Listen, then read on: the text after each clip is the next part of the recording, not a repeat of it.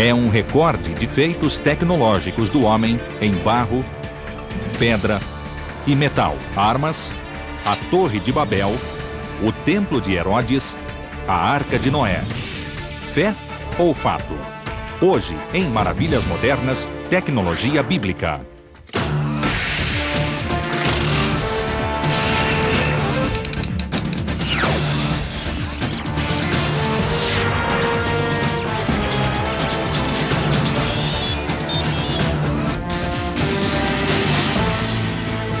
Maravilhas Modernas. Tecnologia Bíblica.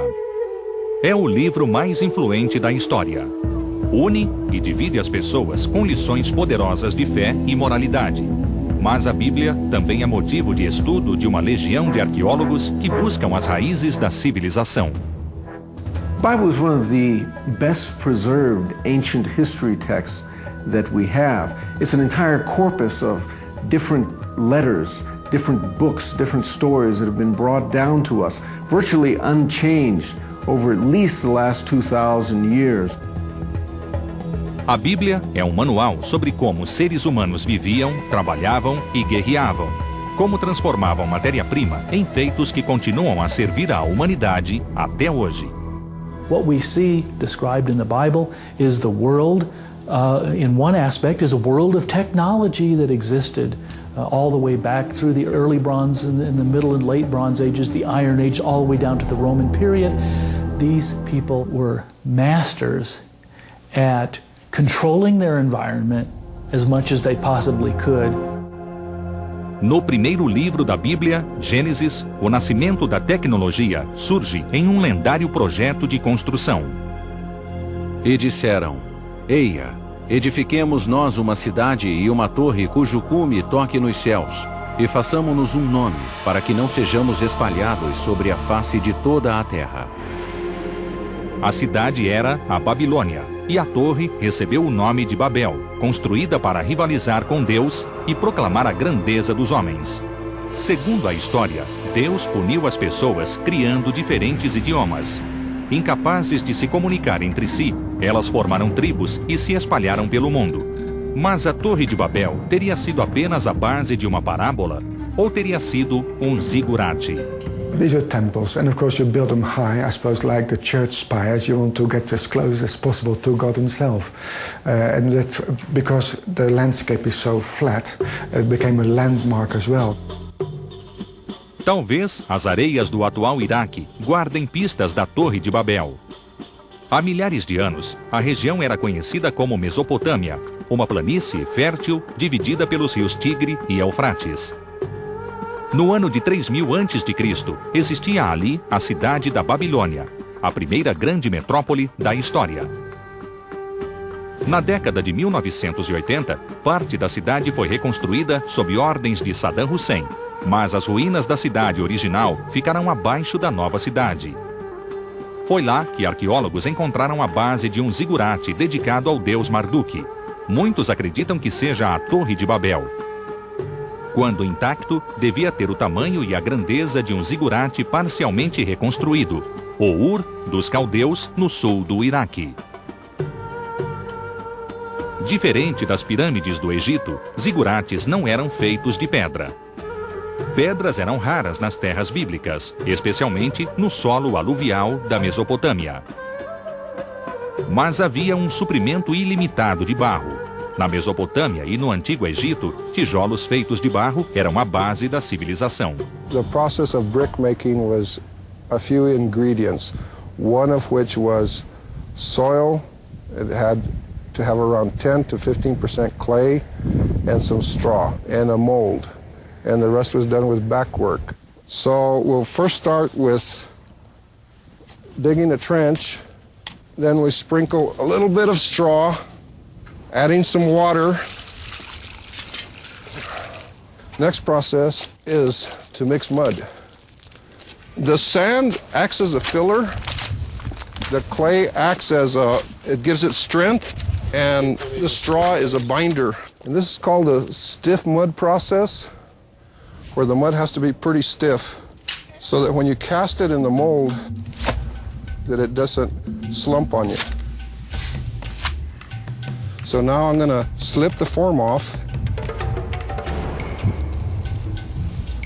Now I'm satisfied that that's a good quality brick. Of course, the brick has to sun-dry, sun-bake for about 25 days.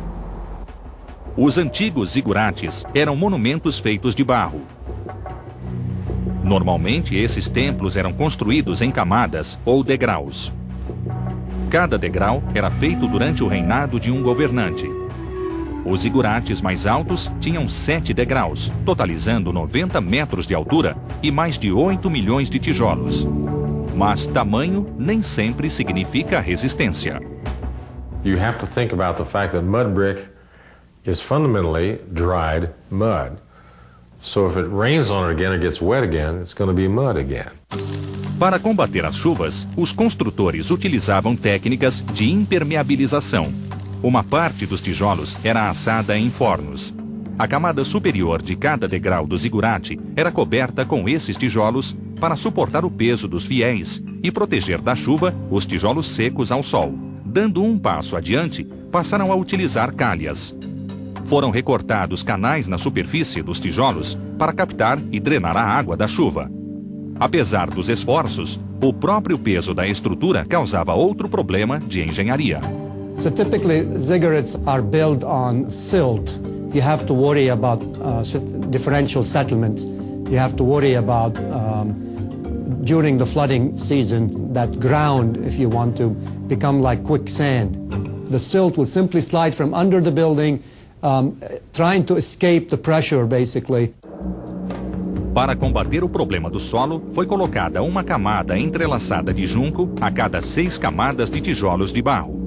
And the idea there is this would be like reinforcement if you want to force when the ground gets wet and the foundation gets weakened, that the structure won't lean in one direction and fall down. Apesar da vulnerabilidade diante da chuva, o tijolo de barro foi um material indispensável nos tempos bíblicos. Atualmente é utilizado em regiões como a sudoeste americana. É barato, abundante e, acima de tudo, é eficiente em termos energéticos. Adobe houses are traditionally known to be very warm in the wintertime and very cool in the summertime. In the summertime, if your walls are thick enough, the heat will not penetrate, so your houses stay cooler. At night, you sleep with your windows and doors open, and the adobes absorb the cool of the night and store it as energy and release it during the day. In the wintertime, if you bring a bit of heating inside, even body heat, will keep the heat in, so they're extremely comfortable buildings to live in. Em casas modernas, as paredes externas de adobe são revestidas com gesso para evitar a penetração de umidade. Em cidades bíblicas, os proprietários aplicavam uma camada nova de lama no lado externo da casa todos os anos. A construção com tijolos teve grande avanço durante o reinado do maior governante da Babilônia, o rei Hammurabi, no século XVIII a.C. O item 229 do Código de Hammurabi deixa bem claro o motivo. Se um construtor fizer uma casa para alguém e não a construir adequadamente, e a casa construída desabar e matar o dono, o construtor deverá ser morto.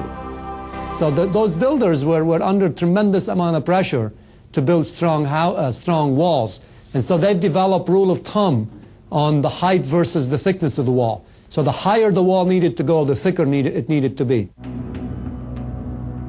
Paredes mais espessas também deram origem a novas técnicas de construção, como estruturas em arcos e abóbadas. Embora o uso do arco seja acreditado aos romanos, arcos de tijolos de barro eram usados na Mesopotâmia e Egito milhares de anos antes do período romano. Como o calor sobe, deixando o ar mais frio junto ao solo, tetos mais altos deixam o ambiente mais ameno e aumentam o espaço útil. What is beautiful about the arches is the fact that the whole now wall can be built out of brick, and no timber would be needed because the distribution of load on the arch, basically the load comes down and gets distributed over the arch, all in compression and all the way down to the foundation. You know, what I like to remind people is that they really had the same brains we do. And they thought about this stuff a lot. And for them it was a matter of life and death. O desejo de construir templos cada vez maiores e mais imponentes é um tema constante em civilizações bíblicas. Com uma área maior do que 30 campos de futebol, o Templo do Monte do Rei Herodes seria o maior de todos. Em Israel, a cidade de Jerusalém vive e trabalha no século XXI, mas um olhar casual às antigas ruínas e ruas de pedra revela uma outra época. Segundo a Bíblia, as origens estão no tempo de Abraão, por volta do 2º milênio antes de Cristo. Na parte sul da cidade, uma enorme estrutura pode ser vista no topo do Monte Moriá. É o Templo do Monte, uma plataforma gigantesca que já foi a base do Templo do Rei Herodes. Sua estrutura em pedra supera qualquer outra mencionada na Bíblia e há milhares de anos tem sido o centro da fé judaica. Jesus disse-lhes: derrubai este templo, e em 3 dias o levantarei. Disseram, pois, os judeus: em 46 anos foi edificado este templo, e tu o levantarás em 3 dias? We read in the New Testament, and when Jesus was speaking, they said, well, they've been building for 46 years, and it still was not finished. And we know that we know now from the excavations that it was never actually completely finished. O Templo do Monte também é um local sagrado para os seguidores do islamismo, que o chamam de Haram esh-Sharif, ou Santuário Nobre. O profeta Maomé ascendeu ao paraíso a partir do topo da montanha no ano de 632. Seus seguidores construíram uma mesquita chamada Domo da Rocha, acima do local sagrado. Atualmente, os muçulmanos controlam o Templo do Monte. So you get 2 different nations, as it were, 2 peoples that lay claim to the same spot, which is for the Jews, of course, the most holy spot there ever was. Segundo a Bíblia, a primeira versão do templo foi construída pelo filho do rei Davi, Salomão, em 967 a.C. O templo ficou sobre o Monte Moriá por 381 anos, até que foi incendiado pelos babilônios em 586 a.C.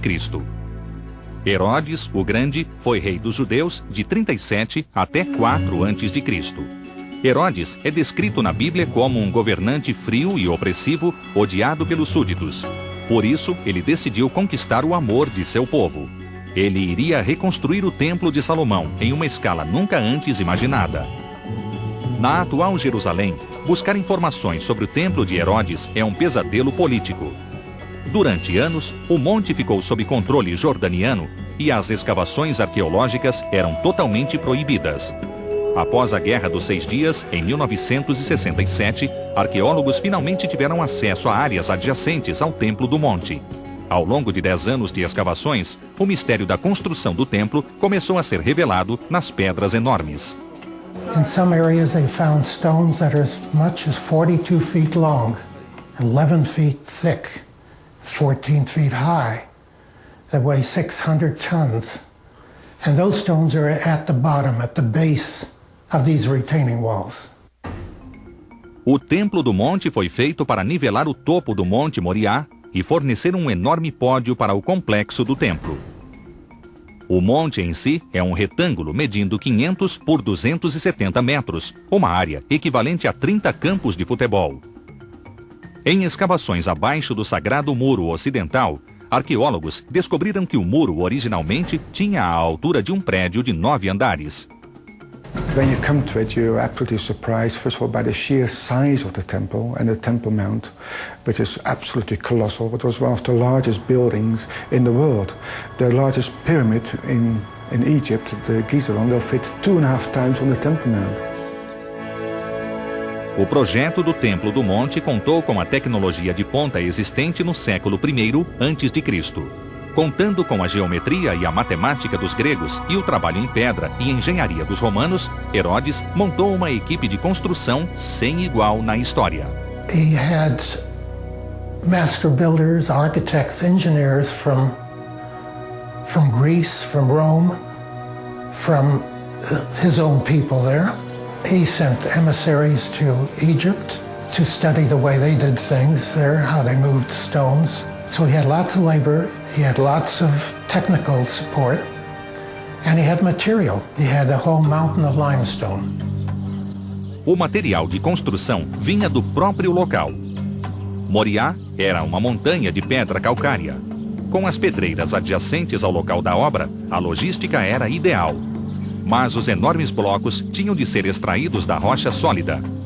Os especialistas de Herodes aproveitaram-se de disposição em camadas do calcário para fazer os blocos. Assim como em um bolo, as camadas de rocha criam fraturas naturais.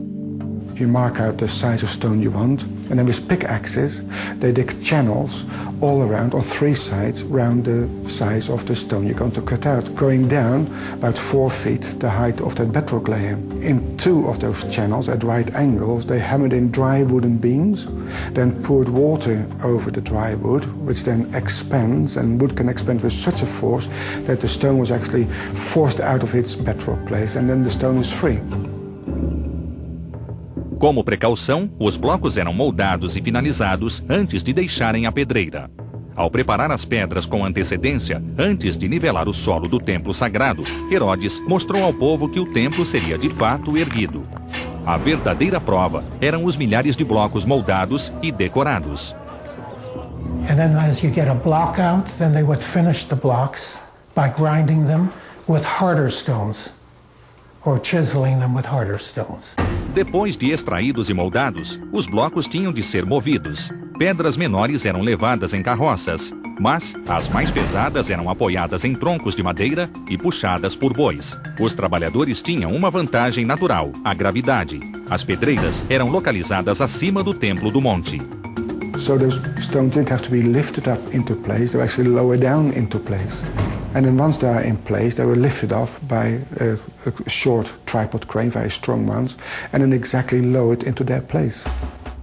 Aplicando leis da física, os homens de Herodes usavam alavancas para fazer o muro. Com o uso de múltiplas polias, eles aumentavam a força aplicada e erguiam as pedras enormes até o local.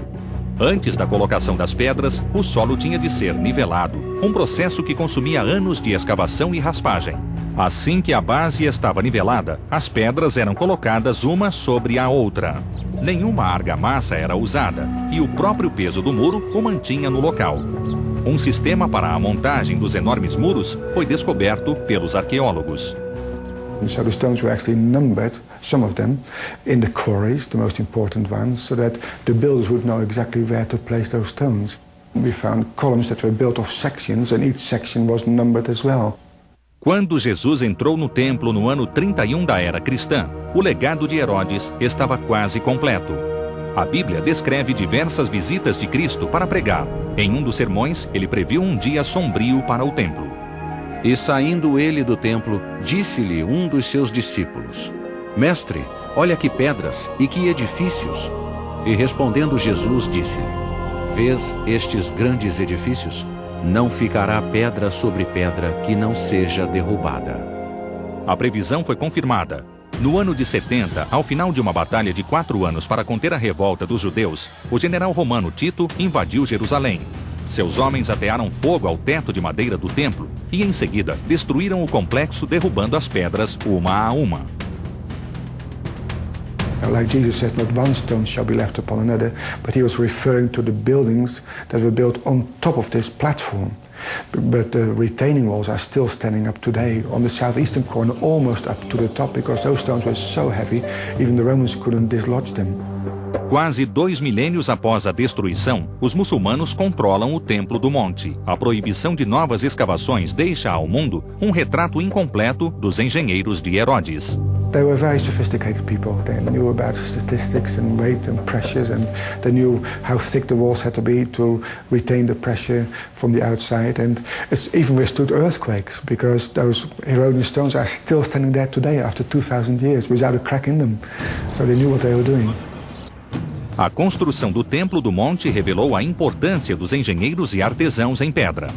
Mas diante das guerras constantes, a arte do uso do metal tornou-se a técnica mais importante da história bíblica. O tanque leva 3 vantagens táticas ao campo de batalha: blindagem, velocidade e poder de fogo.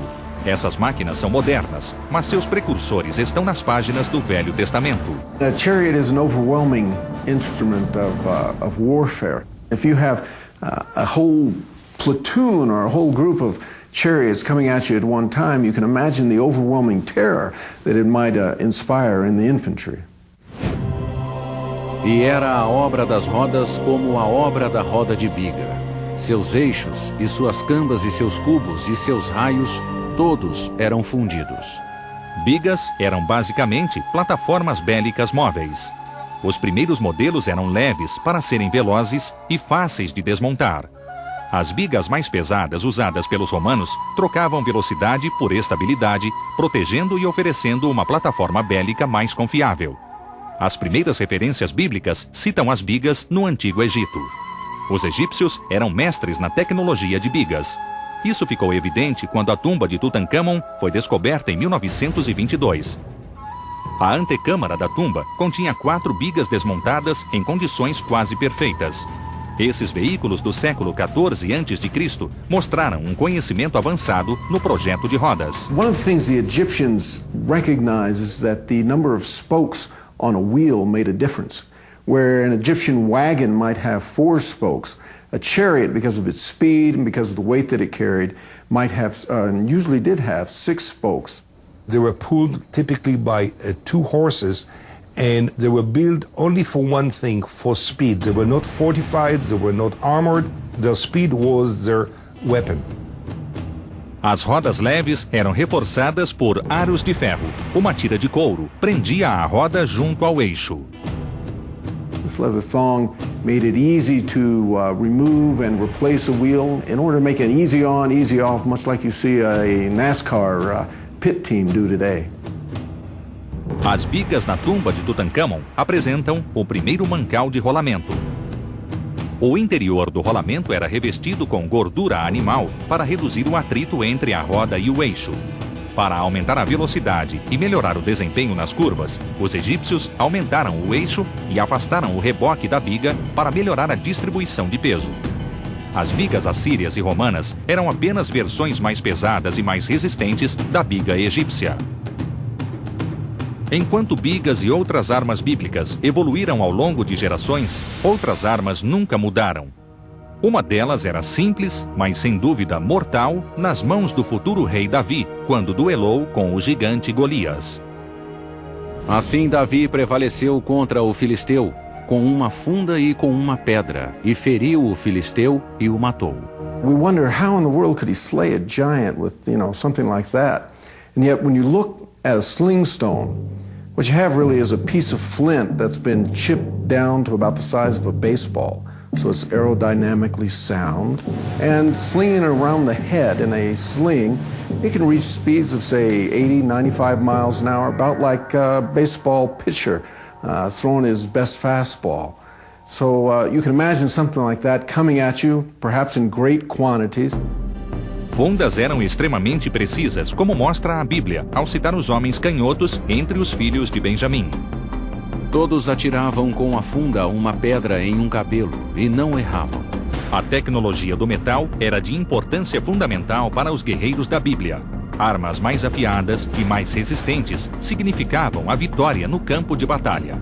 Pequenas armas metálicas, como pontas de lanças, começaram a ser feitas na Era do Bronze, no início do 2º milênio.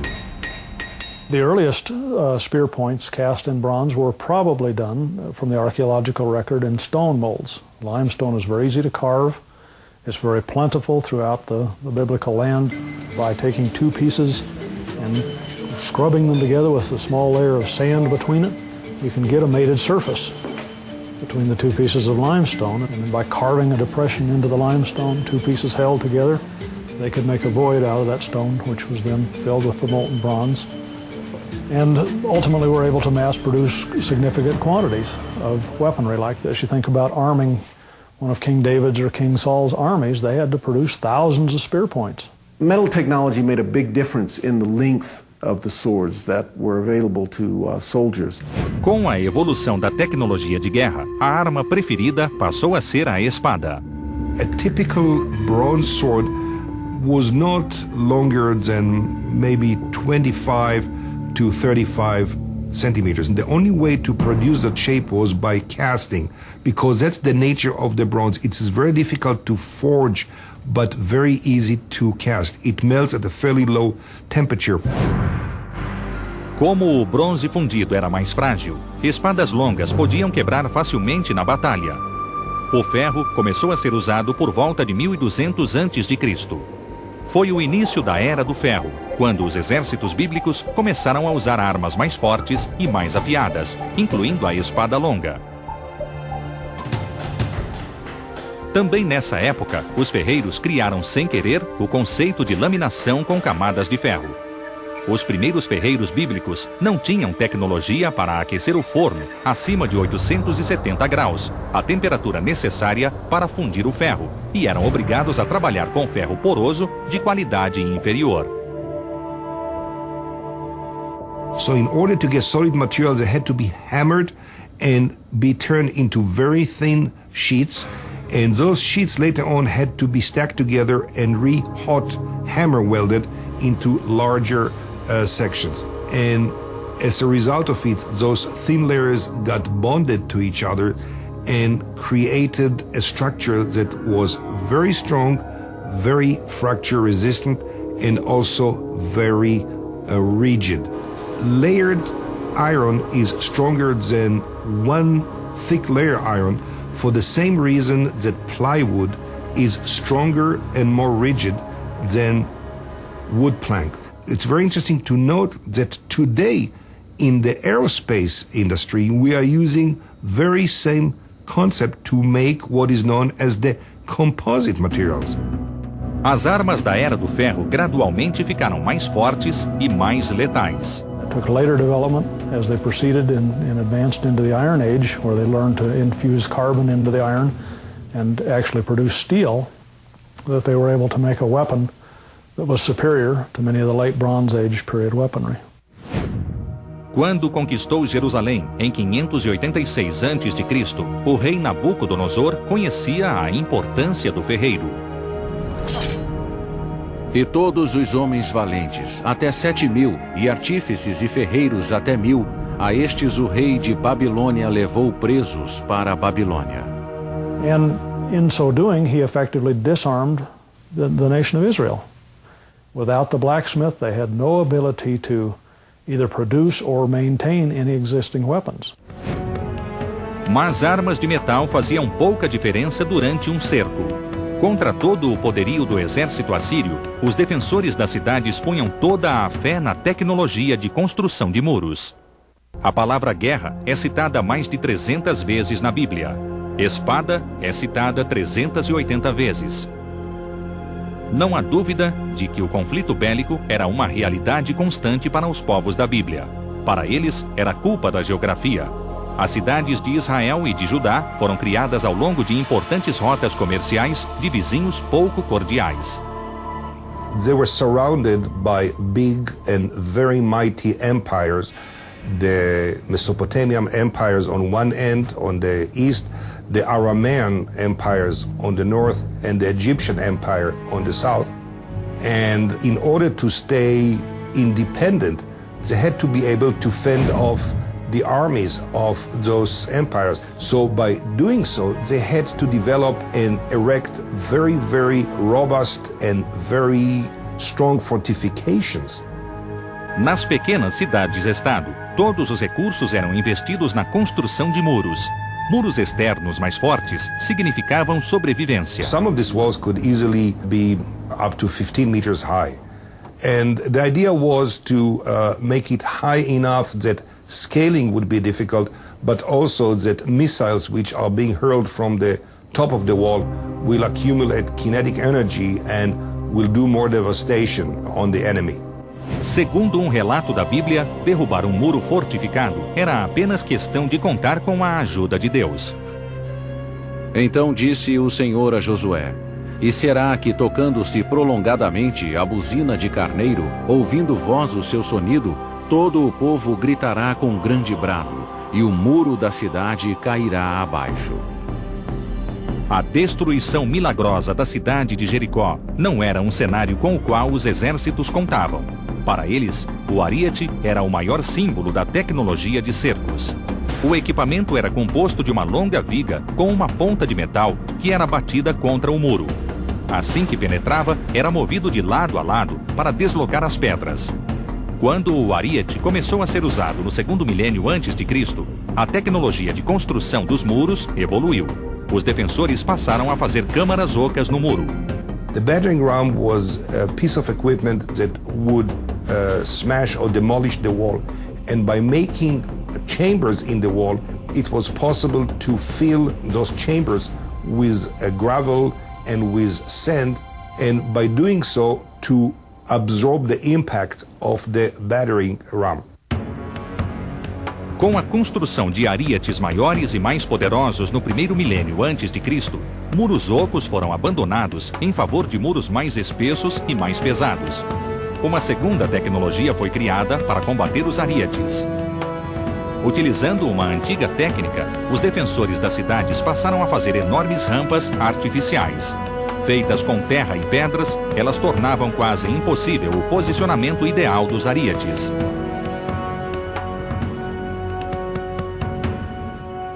Elas também tornavam inviável a escavação de túneis sob os muros. Tal fato é bem documentado no cerco de Lachish, em 701 a.C. Lachish era uma cidade da Judéia, ao sul de Jerusalém, que foi atacada e conquistada pelo rei assírio Senaqueribe. Em 1849, em uma escavação no Palácio do Rei, arqueólogos encontraram um cômodo que relatava a história do cerco a Lachish. Ele é mostrado em um diário esculpido nas pedras.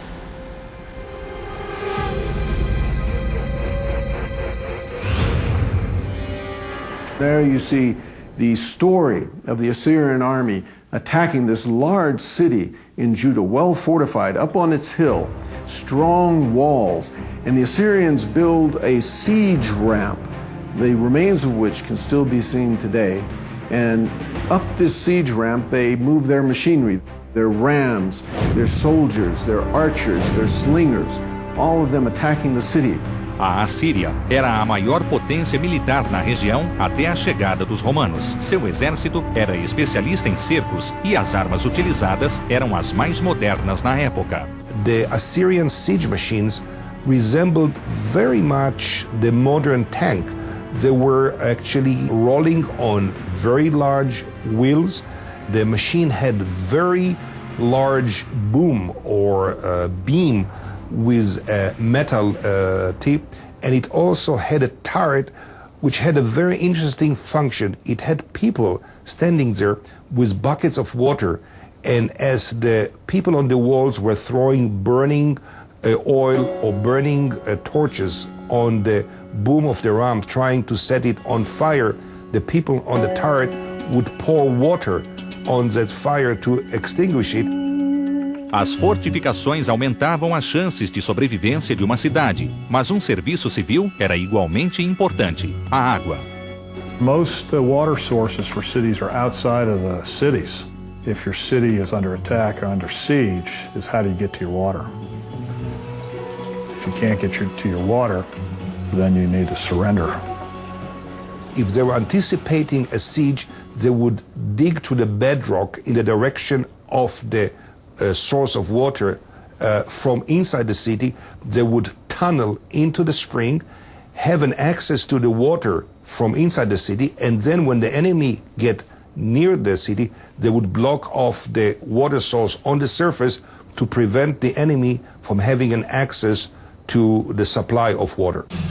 Mas, às vezes, esses túneis de água eram utilizados contra os defensores da cidade. We have a great example of that in the book of 2 Kings with David capturing Jerusalem. The Jerusalem water source is outside of the city walls, called the Gihon Spring. And the Jebusites, or the people of Jerusalem, were taunting David that you couldn't capture that city. And he commanded Joab to go up through the water shaft and to capture the city of Jerusalem. 2 séculos depois, o rei Ezequias aperfeiçoou o sistema de água de Jerusalém para melhor proteger a cidade do exército assírio. O túnel de Ezequias tem mais de 500 metros de extensão e é uma das maravilhas da engenharia da Bíblia. A água era um bem precioso na terra sagrada e as cidades a defendiam até a morte. Eles são os maiores cargueiros da terra. Totalmente carregadas, embarcações marítimas são capazes de transportar 500 mil toneladas. Essa capacidade é reconhecida na Bíblia. A história da Arca de Noé celebra um dos maiores navios da história. Então disse Deus a Noé: o fim de toda a carne é vindo perante a minha face, porque a terra está cheia de violência, e eis que os desfarei com a terra. Noé foi instruído a construir um grande navio de madeira e a coletar um par de cada espécie animal na terra. Quando Deus inundou a terra, a arca e seus habitantes sobreviveram e repovoaram o mundo. Mas seria esse apenas um conto cativante? Em décadas recentes, a arqueologia submarina no Mar Negro vem tentando dar embasamento a essa história. No livro O Dilúvio de Noé, William Ryan e Walter Pittman afirmam que há 7.000 anos, o derretimento de geleiras causou um enorme fluxo de água salgada do Mediterrâneo para o Mar Negro, que na época tinha água doce. Amostras recolhidas na costa provam uma mudança repentina na vida animal, de água doce para água salgada. Mas esta é apenas uma de várias teorias de inundações. I'm not convinced that the flooding of the Black Sea was the event that's recorded in the Bible as being Noah's flood. One of the things that we know as anthropologists is that most cultures in the world actually do have a flood myth where the world is destroyed by water, where the world is covered in water. Da Arca de Noé, passando pelas inundações de Gilgamesh e às lendas gregas, romanas e irlandesas, a crença do dilúvio é rica em popularidade, mas pobre em evidências. O mesmo acontece com a Arca. Apesar das inúmeras falsas localizações ao longo dos anos, a compreensão da construção da lendária embarcação passa obrigatoriamente por técnicas conhecidas de construção de navios. So how would this boat have been built? Ancient boat technology is different than the way we build boats today. Today we build boats in a way that's called frame first or skeleton first. We lay down the keel and then we put up the frames or the ribs of the boat, and it looks kind of like a skeleton, and then we put the planks on the outside. We build from the inside out. But in the ancient world, just about everywhere, every culture that we examine the remains of early boats, they built from the outside in. They built the shell of the boat or the hull first. Navios devem resistir a vazamentos, por isso, os construtores bíblicos criaram uma tecnologia sofisticada para unir as placas de madeira. Um dos métodos mais confiáveis era o do macho e fêmea. When we look at the mortise and tenon fastening, we're talking about a tenon, which is a free piece of wood, and slots that are cut in the edge of a plank. In this case, this is just a simple model for demonstration. And the mortise just fits in here halfway, and then you put it in one that's on the opposite side. And then you fit the upper plank onto it. You have to hit it really hard in a real case to get it to fit, and then you have this nice smooth plank seam that you can subsequently put pegs through to hold the tenon in place. And this is the way people built boats for at least 4,000 years. We have evidence of that in the Mediterranean and in the Nile area, because this is the area where the Bible is set, where its geography is, it's very likely that Noah's Ark would have had the same kind of technology. Para suportar o peso de todos os passageiros, a arca deveria ter sido uma embarcação de proporções gigantescas. E desta maneira a farás: de 300 côvados o comprimento da arca, e de 50 côvados a sua largura, e de 30 côvados a sua altura. Um côvado é a unidade de medida bíblica determinada pela distância da ponta do dedo médio até o cotovelo. Como cada côvado tem 66 centímetros, a Arca de Noé mediria 198 metros de comprimento, 33 metros de largura e 20 metros de altura. É uma embarcação enorme, mas possui precedentes históricos. There are some historical references to ships that are described as being 500 feet long. One of the things that we know the Egyptians did was to transport obelisks on wooden boats. And the pharaoh Hatshepsut, who was a queen, described about 3,500 years ago the boat that she had built. And the boat that she built to carry 2 obelisks is one that would carry a 747 loaded with 40 elephants. These are our first super freighters that we hear about from other sources than the Bible. Um homem decidiu pôr em prática as coordenadas dadas por Deus.